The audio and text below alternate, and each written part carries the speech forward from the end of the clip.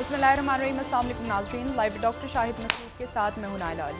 नाज़रीन, army chief general Asim Munir साहब की ज़ेर सदारत कोर कमांडर्स कॉन्फ्रेंस हुई। कॉन्फ्रेंस में अंदरूनी व बैरूनी सिक्योरिटी सूरत हाल का जायज़ा लिया गया। दूसरी जानिब परवेज़ खटक साहब ने खैबर पख्तूनख्वा में नई जमात तहरीक इंसाफ पार्लियामेंटेरियन की बुनियाद रख दी है, जबकि मिलिट्री कोर्ट्स में शहरियों के ट्रायल के केस में वफाकी हुकूमत ने फुल कोर्ट तश्कील देने की इस्तदा कर दी है। इस समेत दिन भर जो हम मौज़ूआत रहे उन पर बात करेंगे। हमारे साथ स्टूडियो में मौजूद हैं डॉक्टर शाहिद मसूद। वालेकुम जी, आपको डॉक्टर साहब, दिन भर की अहम डेवलपमेंट से आज जो अहम खबर है वो आर्मी चीफ की ज़ेर सदारत कोर कमांडर्स कॉन्फ्रेंस हुई है, जिसमें सिक्योरिटी के उमूर पर बातचीत की गई और सिक्योरिटी के मामलात का जायज़ा लिया गया। इसके अलावा परवेज़ खटक साहब ने भी खैबर पख्तूनख्वा में एक नई पार्टी की बुनियाद रख दी है। कोर कमांडर्स कॉन्फ्रेंस के हवाले से तो ज़ाहिर ओवरऑल सिक्योरिटी और फिर ये ईरान का दौरा और फिर जो दहशतगर्दी के वाक़यात पेश आ रहे हैं, लेकिन ये डिस्कस हुए होंगे बीच में। और उसके अलावा जो है वो परवेज़ खटक साहब की जो आपने बात की है, तो परवेज़ खटक साहब को मुबारक हो। वो आज एक नई पार्टी ने जन्म लिया है और उसका नाम है तहरीक इंसाफ पार्लियामेंटेरियंस। अच्छा, इसमें परवेज़ खटक साहब और उनके साथ महमूद खान साहब, यानी हमारे प्यारे वसीम अकरम प्लस, ठीक है, नहीं वसीम अकरम प्लस, हाँ वसीम अकरम प्लस, ये प्लस प्लस थे शायद, ये वो प्लस थे, जो भी बारा। महमूद खान साहब भी उनके साथ और बाकी 57 अरकान ने असेंबली की बात हुई। कुछ ने कहा कुछ की तरदीदें आ गई, कुछ की नहीं आई, लेकिन ये है कि ये तादाद बड़ी है, बड़ी तादाद। और मैं इसमें नहीं जानता कि हतमी तौर पे क्या बात होती है, लेकिन दो लोगों से जो तहरीक इंसाफ पार्लियामेंटेरियंस के जो रहनुमा हैं उनकी बात हो रही है और वो कह रहे हैं कि वो भी, अच्छा असद कैसर साहब ने आज तरदीद की। आज उन्होंने कहा कि सवाल ही पैदा नहीं होता, लेकिन जो तहरीक इंसाफ पार्लियामेंटेरियंस की जो क़यादत है वो ये कह रही है कि हम असद कैसर साहब को भी ले आएंगे, और इसके अलावा वो कह रहे हैं कि हम शाह फरमान साहब को भी ले आएंगे। अच्छा, और इसके अलावा वो कह रहे हैं कि हम शौकत यूसुफजई साहब को भी ले आएंगे चंद दिनों में। वो शख्सियात अभी खामोश हैं, तरदीद कर रही हैं, लेकिन यहाँ पे जो कुछ हो रहा है पिछले चंद रोज़ से या चंद हफ्तों से या महीनों से, उसमें कोई बात भी जो है वो आप यकीन करें कि ये लोग जो इस्तेकाम पाकिस्तान पार्टी में यहाँ गए हैं, ये चंद रोज़ पहले तक कस्में खा रहे थे कि हम किसी सूरत चेयरमैन PTI को नहीं छोड़ेंगे और नहीं छोड़ेंगे। अब मुझे समझ में आ रहा है कि वो उनका क्या मतलब था। वो जब कह रहे थे ना हम नहीं छोड़ेंगे, तो उसका मतलब मेरा ये ख्याल था कि वो पार्टी नहीं छोड़ेंगे, लेकिन अब समझ में आ रहा है कि वो कह रहे थे हम नहीं छोड़ेंगे तो इसको किसी और अंदाज में पढ़ा जाए। तो वो उन्होंने जनाब छोड़ दिया और मज़ीद लोग भी छोड़ने के लिए तैयार बैठे हैं, चंद लोगों के अलावा, जिसमें ज़ाहिर मुराद सईद, उनकी तो गिरफ्तारी वगैरह के लिए छापे पड़ रहे हैं। अली अहमद गंडापुर साहब शायद वो नहीं जाएंगे, बाकी कुछ शख्सियात, अली मोहम्मद खान साहब, अली मोहम्मद खान नहीं जाएंगे। इसी तरह से मेरा ख्याल है जो शहरियार आफरीदी साहब हैं वो भी गालिबन ना जाएं। देखते हैं आने वाले दिनों में क्या सूरत हाल होती है। लेकिन एक अब ये देखें ना कि दो वज़ीर आला चले गए, यानी जो परवेज़ खटक साहब हैं वो तो पुराने सियासतदान हैं और वो तो पाकिस्तान पीपल्स पार्टी में रहे हैं पहले, और पीपल्स पार्टी के वज़ीर भी रहे हैं। अल्ताफ़ खान शेरपर साहब 1988 से पार्लियामेंट का हिस्सा रहे हैं, और उसके बाद वो पीपल्स पार्टी में रहे, फिर उसके बाद वो PTI में आ गए 2013 से कुछ पहले, और फिर वज़ीर आला बन गए। लेकिन ये कि काफ़ी आप समझें कि तजर्बाकार सियासतदान है। अब यहाँ पे दो बातें हो रही हैं। पहली बात तो ये हो रही है कि क्या इनके बनने से, इन सारी पार्टियों के बनने से, ख़ास तौर पे ये जो पाकिस्तान इस्तेकाम पाकिस्तान पार्टी और तहरीक इंसाफ पार्लियामेंटेरियंस, इनके बनने से तहरीक इंसाफ को ज़्यादा नुकसान हो रहा है या PDM को ज़्यादा नुकसान हो रहा है? क्योंकि उसकी वजह ये है कि वो तो बिल्कुल तैयार नहीं थे इसके लिए।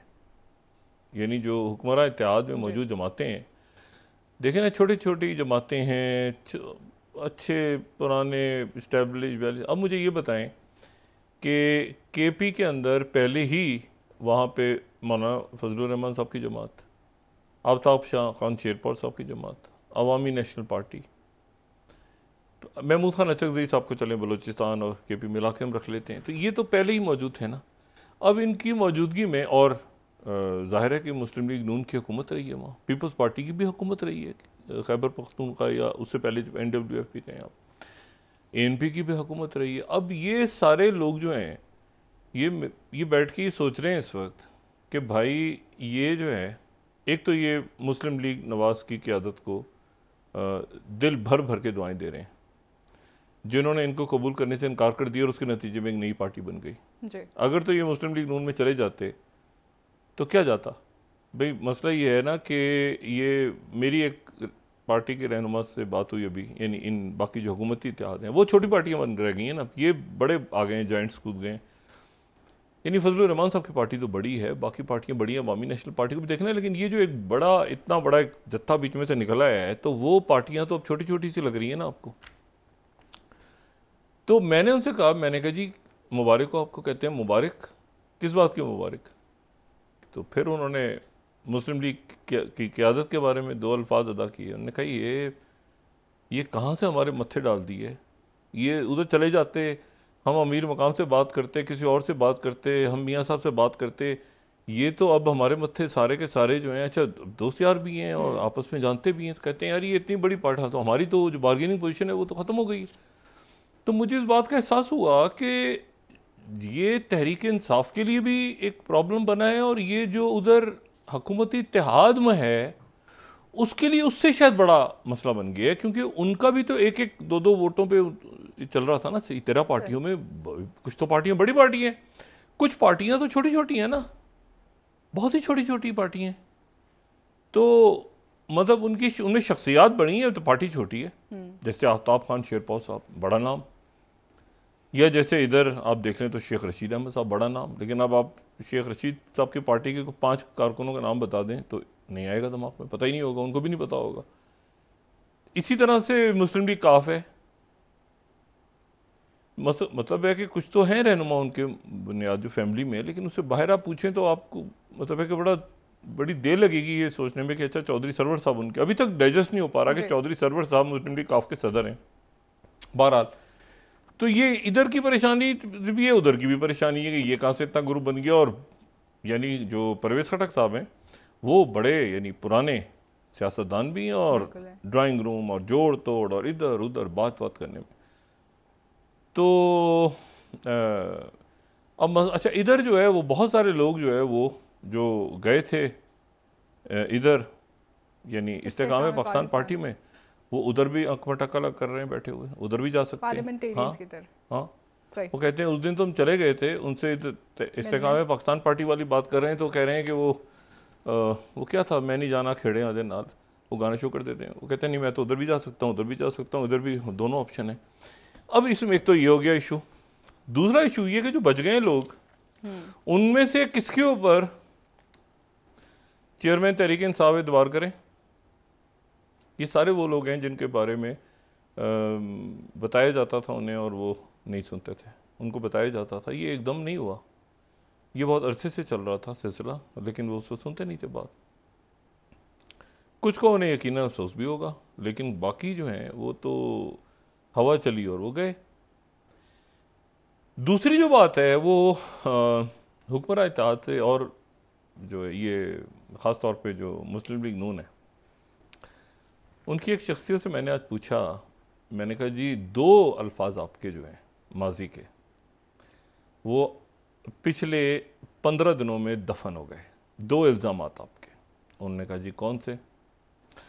मैंने कहा एक तो ये है कि आप 2 शख्सियात को एटीएम करके छेड़ते थे,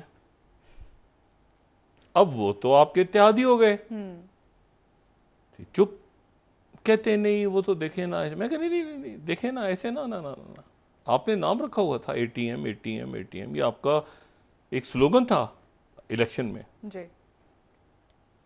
फिर दूसरा मैंने उनसे पूछा, मैंने कहा अब ये बताएं कि दोनों वज़राए आला तो चले गए, पहले वज़ीर आला भी चले गए और दूसरे वज़ीर आला भी चले गए, तो एक नाम अब अक्सर लिया करते थे बीआरटी, बीआरटी में इतना घपला हो गया, बीआरटी में करप्शन हो गई, बीआरटी जो है वो अरबों रुपए उसमें खाया गया, ये हो गया, फलां हो गया, ढिमाकना हो गया। तो ये तो केपी के दोनों वज़ीर आला चले गए। ये मिलियन या बिलियन ट्री सुनामी में करप्शन हुई, फलां हुआ, ढिमाकना हुआ। तो ये बताइएगा ज़रा कि उसके साथ उस बयानिए का क्या बना, क्योंकि अब तो वो आपके इत्तेहादी हैं, दुश्मन का दुश्मन दोस्त। तो अब क्या वो भी किस्सा ख़त्म हो, किस्सा पारीना हो गया? अब आप यानी आखिर में जाके आप सब जो हैं वो यानी अब आप बीआरटी भी नहीं कहेंगे, तो अब आप सिर्फ तोशाखाना पे लगे रहेंगे। यानी आगे का आपका क्या, करप्शन के हवाले से क्या है, प्लान क्या है, एहतसाब का क्या प्लान है? तो वो चुप हो गए। वो कहते हैं नहीं जी, ये मैं आपको एक वजीर की बात बता रहा हूँ। कहते हैं बात ये है कि वो बीआरटी में कोई तफ्तीश तो नहीं हुई थी ना, तो वो करप्शन के इल्ज़ामात ही थे ना, तो ये अच्छा है कि मतलब ये आ गए हैं, तो अब देखते हैं वो चलते हैं नहीं चलते ही, तो आपको पता है ना सारे। मैंने कहा आपका तो प्रॉपर इसके ऊपर बयानिया था कि बीआरटी में, अभी दोनों तो अलग हो गए हैं। तो एक खिचड़ी सी पकी हुई है। अब उस खिचड़ी में जो है वो अचानक हमारे मुस्लिम लीग नून से हट के मुल्क में जो सियासतदान जो हैं वो जिन्होंने बड़ा अपना, आप समझें कि गुज़रे सालों में एक तरह से इख्तलाफ भी किया है बहुत सी बातों पे, और कैदोबंद की सोबतें भी बर्दाश्त की हैं, मुकदमात भी बने हैं, ये भी बना है, वो भी बना है सारा। तो अभी देखें पिछले दोनों मुख्तलिफ नाम चल रहे थे, तो जो केयर टेकर प्राइम मिनिस्टर के, तो मुख्तलिफ नाम चल रहे थे, लेकिन फिर ये हुआ कि उसमें बात की गई कि कोई सीनियर सियासतदान होगा जी, ठीक है ना। अच्छा, अब सीनियर सियासतदान के ऊपर जो है वो अब सब सोच रहे हैं बैठ के, सीनियर सियासतदान कौन हो सकता है, कौन? तो मुस्लिम लीग नून के जो ये रहनुमा हैं, जो वफाकी वजीर हैं, मैंने उनसे बात बीआरटी के ऊपर छिड़ी। वो मुझे कहते हैं कि यार ये बताएं डॉक्टर साहब, आप तो थोड़ा सा अपना आइडिया दें, ये केयर टेकर प्राइम मिनिस्टर कहीं शायद खान अब्बासी तो नहीं है? मैंने कहा क्यों? कहते हैं उन्होंने जो ऐलान किया कि अगले इलेक्शन में मैं हिस्सा नहीं लूंगा, तो जो केयर टेकर में आता है वो तो हिस्सा नहीं लेता, इस वजह से तो नहीं कर दिया ऐलान। और सीनियर सियासतदान भी हैं और मियाँ साहब से भी मिलकर आए हैं, और बड़े यानी बड़ी नहीं मियाँ साहब के करीब में बड़ी दरमियानी बड़ी मुनासिब बात करते हैं ना, सिस्टम का गड़बड़ है और ये एहतसाब क्यों इस तरह होता है, और मतलब है कि मईशत पे भी उनकी नज़र है और सारे मामला। तो उन्होंने ये नया कटा खोल दिया गुफ्तगू में। तो मैंने कहा जी अच्छा? कहते हैं हाँ ये देखें ना सीनियर सियासतदान, तो फिर तो यार हम तो बड़ी उनकी बुराइयाँ का। मैंने कहा यार उनसे फिर आप मतलब है कि अच्छा रखें अपना अलग से लाइक। लेकिन उनको ये बात समझ में नहीं आ रही थी कि अचानक शायद खान अब्बासी, तो अगर वो बन रहे हैं तो हमारी तरफ से पेशगी मुबारकबाद, और अगर नहीं बन रहे तो भी उनको मुबारकबाद, इसलिए कि उन्होंने जो आज गुफ्तगू की, जो उनका पॉलिटिकल स्टांस है वो बड़ा क्लियर है, बड़ी क्लैरिटी के साथ वो बात करते हैं, इख्तलाफ भी करते हैं लेकिन सुलझी हुई सियासी राय भी रखते हैं। और जो तहरीक इंसाफ में भी उनकी जो है, आपने नहीं सुना होगा कि कभी उन्होंने बड़ा सख्त लबो लहजा इख्तियार किया हो, तो तमाम पार्टीज़ के लिए वो, और ज़ाहिर है वज़ीर आज़म रहे, तो उनका नाम भी चल रहा है अब। तो हम देखते हैं बहरहाल अब इसमें। लेकिन जो मैंने कहा बिल्कुल नहीं भी हो सकता, बिल्कुल नहीं भी हो सकता, लेकिन चूंकि मुस्लिम लीग नून के सर्कल्स के अंदर से बात आई, तो मैंने कहा कि अगर यार इससे अच्छी तो अच्छे मुनासिब आदमी है, अगर ऐसी कोई शख्सियत आ जाती है, क्योंकि आप भी सीनियर सियासतदान की बात ही कर रहे हैं, तो फिर हो सकता है। लेकिन ये वो हैं जो गॉसिप्स हैं, जैसे पहले दिनों नाम चल रहे थे, तो इनका नाम मुस्लिम लीग नून के क्योंकि ये शख्सियत ने लिया, इसलिए कि उन्होंने आज ऐलान कर दिया कि मैं सियासत अगला इलेक्शन नहीं लड़ूंगा, तो उस हवाले से बात। डॉक्टर साहब इस हवाले से शाह महमूद कुरैशी साहब को बड़े तहफ़्फ़ुज़ आते हैं, उन्होंने कहा कि हमसे मशवरा नहीं किया गया, तो सीनियर लीडर्स जो हैं नहीं, देखें इसमें देखें आखिर में तो राजा रियाज साहब ने और इन्होंने बात करनी है ना, राजा रियाज साहब ने बात करनी है और बात करनी है शहबाज शरीफ साहब। इनके दरमियान अगर मामला तय नहीं हो सका, तो तीन रुकनी कमेटियां बैठेंगी दोनों तरफ से, जिसमें जो तीन रुकनी कमेटियां बैठेंगी उसमें जो है वो सेनेट के अरकान भी शामिल हो सकते हैं। तो ये डिपेंड करता है कि क्या वो, क्योंकि तहरीक इंसाफ मौजूद है सेनेट में है, तो ये हो सकता है कि ये हो सकता है, ये सारा डिपेंड करता है हुकूमत पे और अपोजिशन जो वहाँ पे है इस वक्त सेनेट में, उन पे डिपेंड करता है कि क्या वो तहरीक इंसाफ के किसी रहनुमा को इंक्लूड करते हैं उस क्योंकि 3 रुकनी कमेटियों में सेनेट के लोग आ सकते हैं, ठीक है ना। पहले अगर 2 में इत्तेफाक नहीं होता, तो 3 रुकनी जो कमेटी है उसमें कौमी असेंबली का अरकान और सेनेटर भी आ सकते हैं। तो ये बहरहाल ये गॉसिप है, अभी नाम चल रहे हैं मुख्तलिफ ये वो सारे, लेकिन शायद तकान अब्बासी साहब को मैंने कहा ना दोनों सूरतों में वो एक उनका स्टांस भी है, एक उनका नाम भी है, तो ये चलें इस हवाले से बात चल रही। यहाँ पर तोड़फोड़ का अमल जो है इस तरह शदीद हो गया है कि साबिक जो वज़ीर आज़म है वो, क्योंकि इनमें से कई लोग जो आज गए हैं परवेज़ खटक साहब के साथ, इनमें से कई लोग इस दौरान मुस्तकिल उनसे राब्ते में थे, साबिक वज़ीर आज़म से। कुछ लोग मिलके भी गए थे, अभी मिल के गए हैं, मेरे ख्याल से पिछले हफ्ते ही, शायद उनका कहना है हम पिछले हफ्ते मिले हैं। और तो उन्होंने भी इस मरहले पे छोड़ दिया। तो अब ये सवाल है कि किस पे वो करें भरोसा, किस पे ना करें, और मुकदमात हैं आगे, और ये मेरे ख्याल से शायद अभी तक तो इन्होंने नहीं अप्लाई किया, लेकिन शायद ये भी बल्ले के लिए अप्लाई करना जा रहे हैं। इसलिए इन्होंने देखें तहरीक इंसाफ का नाम तो ले लिया ना साथ, वो तो इस्तेकाम पाकिस्तान पार्टी, इन्होंने एक तो मुझे नहीं पता कौन सी वो तहरीक इंसाफ नजरियाती एक पूरा पहले से है, लेकिन पार्लियामेंटेरियंस बना के। लेकिन इसमें एक और बात बड़ी अजीब सी है, एक तो मैंने आपसे बात की ना कि ये BRT और ये बाकी जो गॉसिप्स वगैरह चल रही हैं इस्लामाबाद में, लेकिन एक और बात बड़ी अजीब सी है कि आप देखें हमारे मुल्क में जो सियासी जमातें हैं उनकी जो क़यादत का फोकस है वो सिर्फ और सिर्फ अपने इलाकों या अपने सूबों तक महदूद रह गया है जी। और वफाक की सतह पे अगर आप देखें तो कहेंगे, सारे कहेंगे, ज़रूर बात ज़रूर करेंगे, लेकिन अगर आप बगौर देखें उनके तर्ज़ अमल को तो आपको नज़र आएगा कि वो जो है कोई एक इलाके की पार्टी है, कोई दूसरे सूबे की पार्टी है, कोई कह रहा है कि मैंने यहाँ पे अपनी सियासत, मतलब वो उनका महवर जो है। और ये मैं आपसे बात कर रहा हूँ उन लोगों की जो बड़ी यानी बड़े कायदीन हैं इस मुल्क के, उनको भी अगर कोई पेशावर का रहने वाला है तो उसको ठट्टा में कोई दिलचस्पी नहीं है कि ठट्टा में लोग मर रहे हैं, अगर कोई हैदराबाद का रहने वाला है तो उसको इस बात में कोई दिलचस्पी नहीं है। मैं कायदीन की बात कर रहा हूँ कि सिब्बी में क्या हो रहा है, और अगर कोई फैसलाबाद का रहने वाला है तो उसको इस बात में डिस्कस नहीं कि चारसदा में क्या हो रहा है। तो इशू ये है कि जो आपकी एक कौमी सियासत होती है ना, ये कौमी कायदीन होते हैं, हाँ। तो वो ज़रा थोड़ा सा यानी एक कौमी क़यादत होती है ना, तो कौमी क़यादत का फुकदान के नतीजे में जिसको देखो तो वो कह रहा है मतलब मैं पंजाब से निकाल लूँगा सीटें, मैं पंजाब से कर लूँगा, मैं सिंध से इतनी निकाल लूँगा, मतलब सीटें अच्छा मैं सिंध से निकाल लूँगा, तुम पंजाब से निकाल लो, फिर हम आपस में मिल जाएंगे दोनों, वो उसको साथ में ला लेंगे, मतलब उसके पास KP की सीटें, मतलब मुझे सिंध में इंटरेस्ट नहीं है, मुझे पंजाब में इंटरेस्ट है, इसको सिंध में इंटरेस्ट है, मैं जीतूंगा सिंध से, वो पंजाब से जीतेगा, वो KP से जीतेगा, ठीक है, फिर एक कमरे में बैठेंगे तीनों, फिर हमें आपस में करेंगे।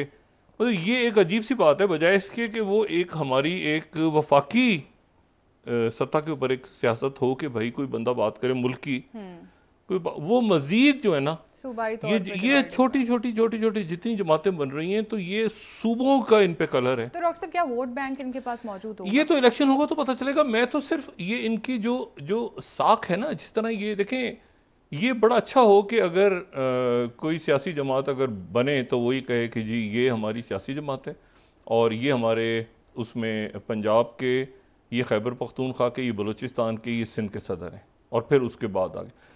अब अगर वो शुरू ही इस तरह से हो रही है कि जी ये है ही पार्टी एक से, और नहीं, और एक की बात नहीं कर रहा मैं तमाम जमातों की, अक्सरी जमातों की बात। अब देखें वो कहने को शायद कुछ भी हो, लेकिन ये है कि वो उनका जो फोकस है वो महदूद होकर रह गया है बिल्कुल, और वो अपने इलाकों तक, इलाकाई पार्टियां बन गई हैं, ठीक है ना, और वो मुल्क के लिए या पाकिस्तान के लिए कुछ भी हो कहते रहेंगे ज़रूर। लेकिन इवन वो वज़ीर आज़म भी कई ऐसे हैं जो बने हैं, तो लेकिन वो उनका फोकस जो है वो दूसरी जगहों पे जहाँ पर उनकी बहुत ज़्यादा सीटें थी या वोटर थे, वो वहाँ नहीं गया।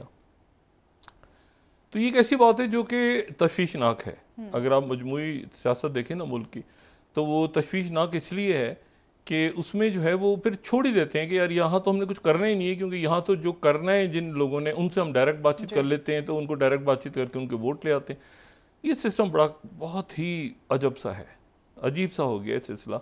और मतलब ऐसे होता है जैसे उस इलाके के लोग जितने हैं वो गिरवी रखे हुए हैं उस एक शख्स के पास या दो शख्स के, और उनका फैसला जो है वो उनका जो शख्स है ऊपर बैठा हुआ है वो उनका डील कर लेगा, ऊपर लेवल पे वो वज़ीर बन जाएगा या मुशीर बन जाएगा, और फिर उसके बाद वो क्या होगा आगे नीचे लोगों के साथ वो किसी को नहीं पता। ठीक है, तो ये एक अजीब सी बात है। ठीक है, आगे जाके ये पार्टियां अगर मर्ज कर जाएं, देखें ना इस्तेकाम पाकिस्तान पार्टी और ये परवेज़ खटक साहब की पार्टी और इस तरह की पार्टियां बहुत सारी मर्ज करके कोई एक अच्छी पार्टी बना लें बड़ी, या और पार्टियां मिल जाएं, 2 3 4 पार्टियां हों तो काफ़ी है, 5 पार्टियां हों, 6 हों, 7 हों। सियासी शख्सियातें एक पेज पे भी तो आने को तैयार नहीं है ना। नहीं इश्यूज, पर्सनैलिटी इश्यूज पे प्रॉब्लम्स है ना। पर्सनैलिटी, मेरा झगड़ा हो गया तो मैंने पार्टी अलग बना ली, तो कोई इशू नहीं, ये तो कोई बात ही नजरियाती नहीं है। नहीं, कहाँ पे नजरियात वगैरह कहाँ रह गए इसके बाद तो। लेकिन असल बात ये कि इतना टूट फूट गया है ना पूरा सिस्टम, पूरा निज़ाम इतना टूट फूट गया है कि इसमें से अब मुझे नहीं पता, अब इलेक्शंस के अंदर यानी ये भी हो सकता है कि केपी के अंदर वो अब और बहुत सारी जमातें हैं, तो ये वो आता है ना, उसका सफाया कर दिया, उसका सफाया, वो अब ये सारे मिलके अब ये क्या किसके साथ इत्तेहाद करेंगे, और वो इत्तेहाद क्या फितरी होगा या गैर फितरी इत्तेहाद होगा। लेकिन JUIF के साथ तो बनता नहीं है, मुस्लिम लीग नून के साथ बनता है, नून के साथ शायद वो बना नहीं पहले, तो अब कैसे बनेगा, और अब बनेगा तो ज़ाहिर है मुस्लिम लीग नून इनको बहुत ज़्यादा हिस्सा देगी। तो मसला ये है कि अब इसको, और पीपल्स पार्टी भी अगर बात इनसे करेगी तो ये मतलब मरकज़ में और सूबे में कंप्लीट मांगेंगे। तो ये इशू ये हो गया है कि अब आगे सबबंदी कैसे होती है सियासी, ये मैं नहीं जानता, लेकिन मैं इतना ज़रूर जानता हूँ। अच्छा, मैंने जो सीनियर सियासतदान और वो जो बात की ना, वो मैंने सिर्फ इसलिए की क्योंकि वो आज उस हवाले से एक नाम आया ना, तो मैंने उसको साथ दी। बिल्कुल ये बात गलत भी हो सकती है, ये मैंने साथ कही क्योंकि मुस्लिम लीग के लोगों की तरफ से यही बात, और उन्होंने कहा जी अचानक आप देखें वो सीनियर सियासत, तो मैंने कहा यार ये तो अच्छा, तो इस तरह से हो रहा है, कहते हैं हाँ इससे मुमकिन है। तो ये बिल्कुल गलत भी हो सकती है बात, लेकिन मैंने उनके हवाले से ये बात की कि वो यहाँ पे गर्दिश कर रहे हैं मुख्तलिफ नाम, तो एक नाम ये भी उसमें ऐड हो रहा है। अच्छा, लेकिन असल जो बात है वो ये है कि कल से वही अदालतें और अदालती फ़ैसले और उसमें पेशियाँ साबिक़ वज़ीर आज़म और चेयरमैन तहरीक इंसाफ की, और ये है कि इलेक्शंस कब कैसे और उसमें मतलब वो क्या शक्ल लेते हैं, सियासी इत्तेहाद और सबबंदियाँ क्या हैं। नवाज शरीफ साहब को मेरा ख्याल है कि इस हफ्ते या अगले हफ्ते कोई ना कोई, मरीम नवाज साहबा को, तो वो तो आएंगी वापस, लेकिन वो अनाउंसमेंट कोई ना कोई होनी चाहिए कि वो कब वापस आ रहे हैं और किस तरह से कंपेनिंग होगी, और फिर ज़ाहिर है कि मुल्क जो है वो इलेक्शन मोड में जा रहा है। सब बंदियाँ अभी होना बाकी हैं और उसके लिए एक माहौल ज़ाहिर है बन रहा है। अच्छा, अब ये तो हो गया सारा सिलसिला यहाँ का, लेकिन उसके साथ अब ज़रा थोड़ा सा इर्द गिर्द देखकर आते हैं ना। ये पाकिस्तान में देखें, हम बाहर से मंगवा रहे हैं, हमारे महंगाई किस कदर शदीद महंगाई है, और हम नहीं जानते कि ये जो IMF के साथ हमारा प्रोग्राम है, ये प्रोग्राम इसमें और क्या शराइत हैं, इसका जब रिव्यू होगा निगरान सेटअप के अंदर तो वो क्या शराइत हैं जिनके ऊपर वो जवाब देगा, फिर उसके बाद तीसरा उनका फ़ाइनल रिव्यू होगा, और उसके बाद हम यकीनन एक और IMF के प्रोग्राम में हमें जाना पड़ेगा, जैसे कि माहिरीन माशियात कह रहे हैं। लेकिन इसमें जो इम्पॉर्टेंट बात है वो ये है कि ये पूरी दुनिया में आप देखें क्लाइमेट चेंज यानी 50 डिग्री से ज़्यादा आपको यूरोप के अंदर नज़र आ रही है। यानी वो इलाके जहाँ पे ठंडे मुल्क कहते थे, गर्मियों में चले जाओ जी ठंडे मुल्क हैं, तो वहाँ पर आग बरस रही है, शदीद गर्मी, क्लाइमेट चेंज। और उसके साथ ही जो फूड सिक्योरिटी के हवाले से पिछले दिनों हमारे यहाँ भी काफ़ी डिस्कस हुआ, ये जो ग्रीन प्रोजेक्ट के हवाले से बात हुई। लेकिन इसमें जो एक बहुत बड़ा इशू है वो ये है कि दुनिया की बहुत बड़ी तादाद में जो गंदम है, हम जो गंदम खाते हैं, वो जो मुल्क दुनिया में आप समझें कि टॉप 10 ममालिक में से गंदम बाहर भेजते हैं, गंदम जहाँ उगती है और वो बाहर भेजते हैं, उनमें से एक मुल्क जो है वो यूक्रेन है। एक यूक्रेन है, एक रशिया है। और इसी तरह से जो सनफ्लावर ऑयल है, सनफ्लावर ऑयल, और उसके बाद मकई, आलू, टमाटर, ये चीज़ें सारी जो हैं ये जहाँ पर सबसे ज़्यादा दुनिया में भेजी जा रही हैं जिन मुल्कों से, उनमें यूक्रेन और रशिया सर फहरिस्त हैं। और गुज़रे साल जब जंग का आगाज़ हुआ तो ये ख़तरा हो गया था कि 13 बंदरगाहें हैं जो कि ब्लैक सी जिसको बहरे अस्वद कहते हैं, तो यूक्रेन की कुछ 13 बंदरगाहें ऐसी हैं जो कि ब्लैक सी पे हैं, 13 पोर्ट्स, ठीक है। और ये ब्लैक सी जो है, ये जहन में रखें कि ये ब्लैक सी जो है ये इम्पॉर्टेंट इसलिए है कि अगर आप इसका नक्शा देखेंगे ब्लैक सी का, ये ब्लैक सी एक आगे जाके खुल जाता है अटलांटिक के अंदर, अटलांटिक में खुल जाता है। लेकिन इसकी अपनी जो इम्पोर्टेंस है ब्लैक सी की, वो इसलिए बड़ी इसकी इम्पोर्टेंस है कि इसमें जो है, इसमें एक तरफ रूस है, ठीक है, एक तरफ जो है वो क्रीमिया की बंदरगाहें हैं जो कि जाहिर है कि रशिया के पास है, तो इसलिए वो नहीं, वहाँ पे बात नहीं चल रही। फिर उसके बाद जो है वो तुर्की है एक तरफ, ठीक है, बॉस्निया हर्ज़ोगोविना, ये बाल्कन स्टेट्स ऊपर हैं इसकी, सीरिया के साथ इसका ये लग रहा है। तो ये जो ब्लैक सी है ये बहुत इंपॉर्टेंट है, और ये फिर अटलांटिक के साथ मिल जाता है, आगे जाके ये मिलता है अटलांटिक के साथ। अटलांटिक जिसको बहर ओकेनूस भी कहते हैं उर्दू में, ठीक है, और जो कि ज़ाहिर है यूरोप और अमेरिका के दरमियान में अटलांटिक है, तो उससे मिलता है। लेकिन उसको उससे मिलने से पहले ये एक और बड़े समंदर में खुलता है जिसको कहते हैं मेडिटेरियन, ये बहर रोम।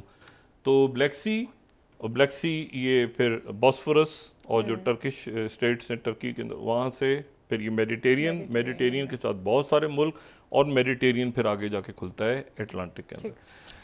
तो ये अब जो ब्लैक सी है, ये ब्लैक सी इसलिए इंपॉर्टेंट है कि यूक्रेन से जो भी कुछ निकलता है, यानी यूक्रेन से अगर गंदम ने जाना है निकल के आगे, तो वो कैसे आगे निकलेगा? तो आगे निकलने की ज़रूरी है कि वो पहले बॉस्फोरस और टर्की के स्टेट से निकले, और फिर यानी अब नए जो स्टेट्स हैं वहाँ से निकले, और फिर उसके बाद मेडिटेरियन में, और फिर आगे दुनिया में फैले। क्योंकि मेडिटेरियन को अगर आप देखें तो नीचे अफ्रीका है, ऊपर यूरोप है, यानी कि नॉर्थ अफ्रीका पूरा, ऊपर साउथ यूरोप और बहुत सारे मुल्क हैं। तो ये जो है ये बड़ा इंपॉर्टेंट है ब्लैक सी। अब तो पिछले जब ये जंग छिड़ी तो ब्लैक सी की एक ब्लैक सी ग्रेन डील हो गई। ग्रेन यानी अनाज की डील हो गई रशिया और यूक्रेन के दरमियान, और वो इस्तांबुल में हुई, टर्की में हुई, और यूनाइटेड नेशंस की छतरी तले हुई। आज वो डील तोड़ दी गई है, यानी रशिया ने आज कहा है कि हाँ वो डील हम तोड़ रहे हैं, और इसलिए तोड़ रहे हैं कि एक बहुत ज़बरदस्त किस्म का एक ब्रिज बना हुआ था। ये सी ऑफ एज़ोव जो है ये भी मिलता है साथ इससे ब्लैक सी से, लेकिन ये इसको हम डिस्कस इसलिए नहीं कर रहे कि ये ऊपर है, और ये बड़ी हद तक यहाँ पे रशिया का कंट्रोल है। तो लेकिन ये जो है ना सेवास्तोपोल और ये सारी जो बंदरगाहें हैं, ये बंदरगाहें इंपॉर्टेंट हैं। अच्छा, और ओडिशा, ठीक है, और पिवदिनेलाई और चोर्नोमोर्स्क, तो ये बंदरगाहें जो हैं ये इंपॉर्टेंट हैं कि यहाँ से गंदम निकल के जाता है। अच्छा, अब हुआ क्या कि ये यहाँ से इन्होंने ब्लैक सी ग्रेन डील को रोक लिया। ये ब्लॉक इन्होंने रोक इसलिए लिया, इन्होंने रोका इसलिए कि इन्होंने कहा कि जी एक ब्रिज है बहुत बड़ा जिसको कहते हैं कैट्स ब्रिज, 12 मील लंबा। क्रीमिया का ये ब्रिज जो है इसको ये जोड़ता है क्रीमिया को रशिया के साथ, और ये बड़ा प्रेसिडेंट पुतिन के दिल के करीब है। उन्होंने इसको इनॉग्रेट किया, बनाया, सब कुछ। उसके ऊपर बमबारी हुई, वहाँ पे कुछ ख़वातीन, बच्चों की शायद डेथ हुई, क्या हुआ, उन्होंने आज जो है वो डील बंद कर दी। इस डील को पहले भी शायद बंद कर दिया गया था, अक्टूबर में हुई थी, फिर खुल गई थी, लेकिन अब इस बार ज़्यादा, क्योंकि जाहिर है कि रशिया थोड़ा सा टर्की के एटीट्यूड पे नाराज़ है। टर्की ने जब से स्वीडन की फेवर में वोट दी है और फिनलैंड की फेवर नेटो में, तो इसलिए वो इसके ऊपर, लेकिन जो तैयब अर्दोगन है उन्होंने कहा है कि मैं उम्मीद करता हूँ कि ये डील बहाल हो जाएगी। तैयब अर्दोगन जो है वो आज, बहुत इंपॉर्टेंट बात है, वो आज सऊदी अरेबिया पहुँच गए हैं। सऊदी अरेबिया पहुँच रहे हैं, सऊदी अरेबिया से यूएई जाएंगे, और यूएई से फिर वो कतर जाएंगे।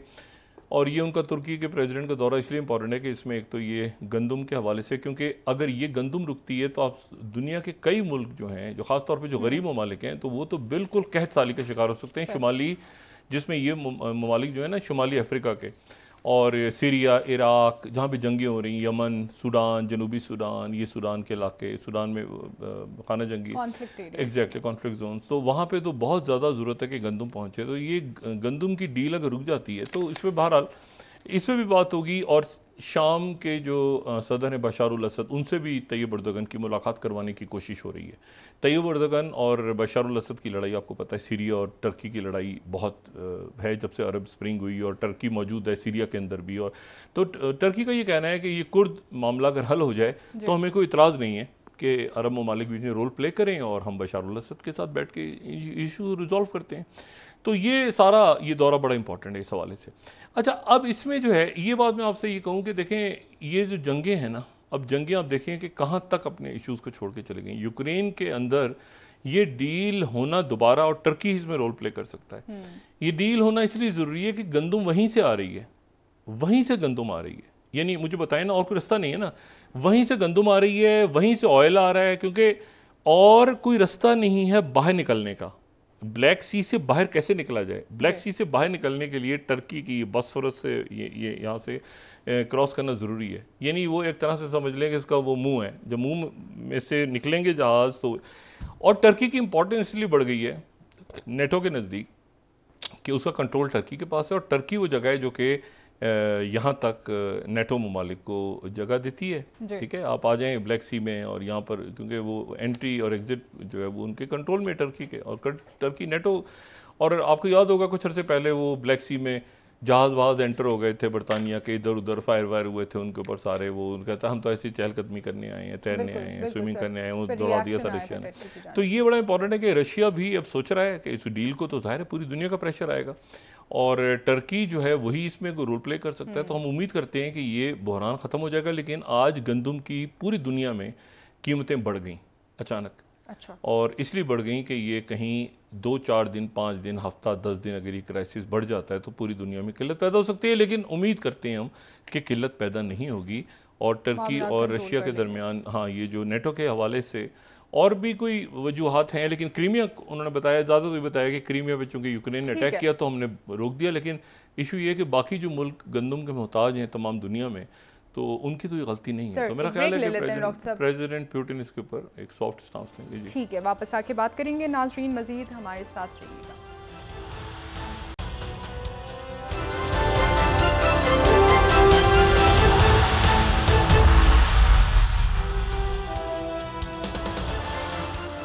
वेलकम बैक नाजरीन। जी डॉक्टर साहब, मिलिट्री कोर्ट्स में शहरियों के ट्रायल के केस में वफाकी हुकूमत ने एक मरतबा फिर कहा है कि फुल कोर्ट तश्कील दिया जाए और उस केस की जो समाअत है वो फुल कोर्ट के जरिए हो।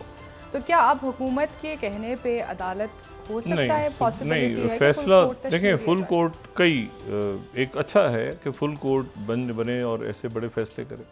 लेकिन उमर अता बंदयाल साहब जो हैं वो जाहिर है कि इसके ऊपर उन्होंने जो ऑलरेडी एक बेंच का वो ऐलान कर चुके हैं, तो कल उसकी समाअत है और देखते हैं कि समाअत में क्या होता है। लेकिन दूसरी जो बात है वो देखें, मैं जो पहले बात कर रहा था ना, ये सियासी जमातों का बनना और ख़त्म होना, और बनना और ख़त्म होना, मतलब एक ये असल में सियासी जमातें इतनी आसानी से बना नहीं करती थी एक दौर में। मतलब जमात इस्लामी जो है, हम आप हज़ार इख्तलाफ करें, जमात इस्लामी, अवामी नेशनल पार्टी, इवन MQM, पीछे एक सोच काम कर रही है ना, पाकिस्तान पीपल्स पार्टी, दाएं बाजू की कोई किसी जमात ने अगर जन्म लेना है, या बाएं बाजू की किसी जमात ने जन्म लेना है, तो वो तहरीक इंसाफ, ठीक है ना, यानी उसको वो यानी सेंटर की जमात आप कह सकते हैं। तो जमातें जो हैं वो एक प्रॉपर अपने मंशूर पे उनमें काम होता था, और एक सोच होती थी, एक फ़लसफ़ा होता था कि हम ऐसे करेंगे। वो बदकिस्मती के साथ वो मंशूर और फ़लसफ़ा तो अब गया कहीं, मतलब ख़त्म हो गया, मलियामेट हो गया। अब रह गई शख्सियत कि आप किस शख्सियत को पसंद करते हैं और किस शख्सियत को नापसंद करते हैं।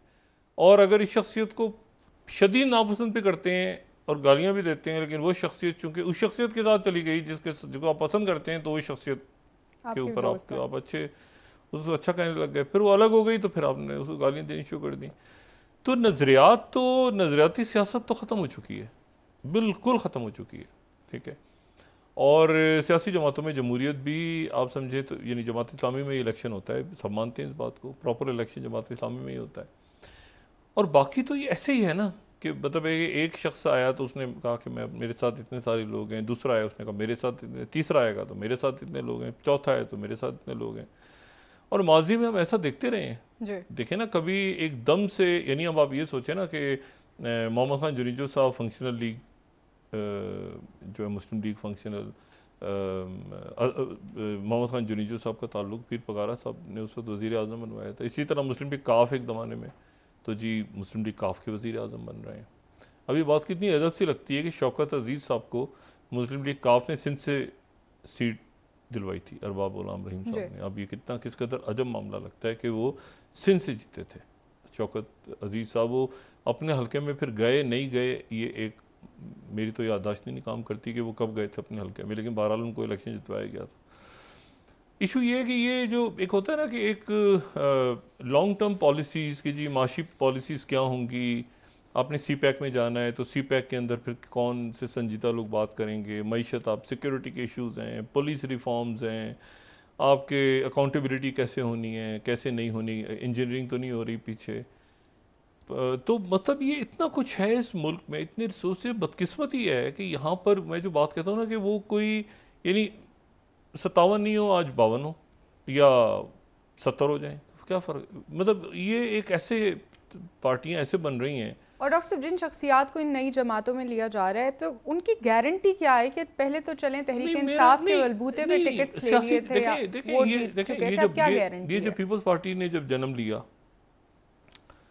तो बहुत संजीदा लोग बैठे, हफ्तों काम हुआ, जे रहीम और मुबशिर हसन, जुल्फ़िकार अली भुट्टो, ऐसी नहीं पार्टी। जमात इस्लामी जब बनी होगी, मंशूर बना होगा, एक एक जुमला, एक एक लफ्ज़, उसके एक एक बात, या MQM ने जब तश्कील MQM पाई, उसने तश्कील पाई तो कोटा सिस्टम नहीं होना चाहिए, ऐसे होना चाहिए, ऐसे होना चाहिए, ये हकूक़ हैं, ये पार्टियां जो हैं, यह अवामी नेशनल पार्टी की एक तारीख़ है, ठीक है। तो ये पार्टियां जो हैं ये ऐसी इस तरह नहीं होता अचानक कि जी वो बस बन गई, नाराज़ हुए तो बन गए।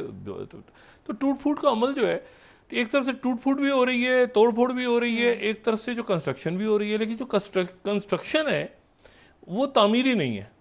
तोड़ फोड़ जो है वो भी बदकिस्मती से उसमें 9 मई आ जाता है और वजूहत आ जाती हैं बेशुमार। कई लोगों पे केसेस बने हुए हैं, कई लोग पहले से इख्तलाफ रखते थे, वो मौका ढूंढ रहे थे, कई लोग जो हैं वो वाकई गए, कई नहीं गए, कि क्या हुआ कैसे हुआ। लेकिन मैं आपसे कह रहा हूँ ना कि ये पॉलिटिकल सेक्टर जो मैं कहता हूँ ना, सिस्टम ख़त्म हो चुका है। ये 1985 वाला इलेक्टेबल्स का, अचानक लोग चले गए छोड़ के, अचानक लोग आ गए वापस। अच्छा, मतलब है कि ये एक ऐसी चीज़ है, और ख़ास तौर पे जो यानी मैं नहीं समझता कि अगर गौर से अगर इसको देखा जाए तो इस तोड़ फोड़ के अमल पे नवाज शरीफ खुश हो रहे हो या पाकिस्तान पीपल्स पार्टीज पे खुश हो रही है, उनकी पार्टियों में से तो माजी में हुआ है ना, पैट्रियट निकलाई तो कभी कोई निकलाया, तो कभी काफ निकलाई तो कभी ये हो गया।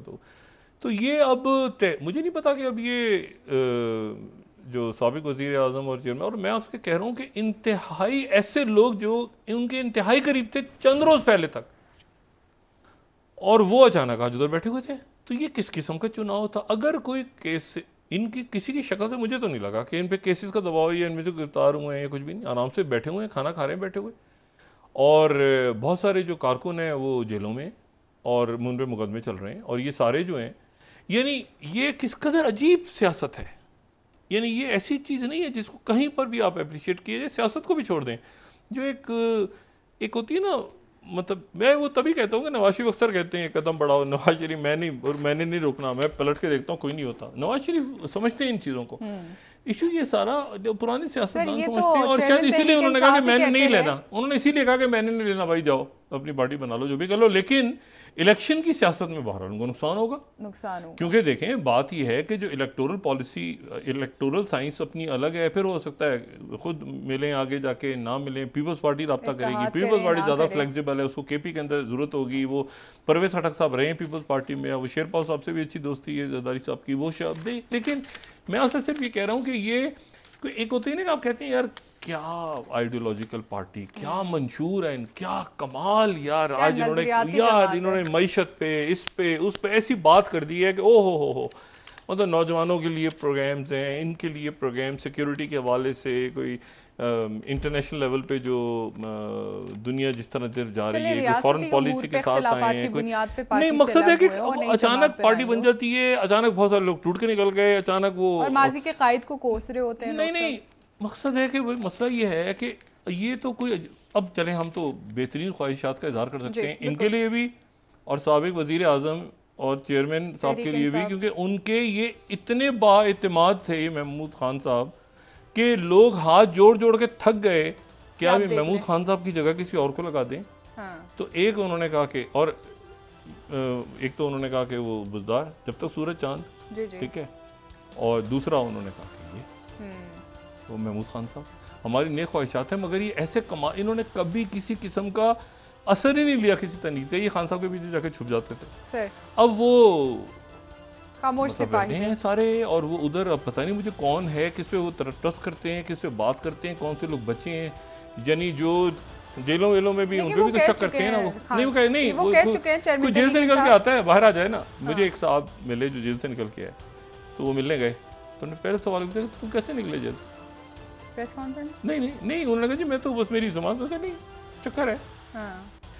मतलब तुम जेल से कैसे निकले हो?